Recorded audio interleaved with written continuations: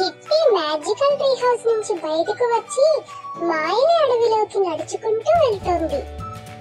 ముందుకు వెళ్ళగానే ఒక పెద్ద చెట్టు మెరుస్తూ కనిపించింది. ఉత్సాహంగా గంతులు వేస్తూ చెట్టు వైపుకు పరుగులు పెట్టింది. ఆ చెట్టు కింద భాగంలో ఒక పురాతనమైన తలుపును ఆశ్చర్యంగా చూస్తూ అక్కడ ఒక మ్యాజికల్ ఫ్లవర్ లో మెరిసే తాళం తీసుకుని తలుపును తెరిచింది. తలుపులోనికి అడుగు పెట్టగానే తారల కాంతితో మెరిసే దారి, తేలిపోతున్న జెల్లీ ఫిష్ వెలుగులు చూస్తూ చిట్టిపొట్టి అడుగులు వేసుకుంటూ ముందుకు సాగింది. చెట్టు లోపల ఒక గుట్టు చప్పుడు కాని గది మధ్యలో ఒక ఎలుక పుస్తకం వద్ద కనిపించింది. చిట్టి దానికి తన గతాన్నంతటినీ చెప్పింది.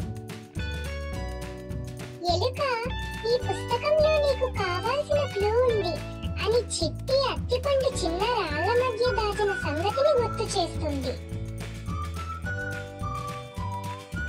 చిట్టి సంతోషపడి ఎలుకకు కృతజ్ఞతలు చెప్తుంది.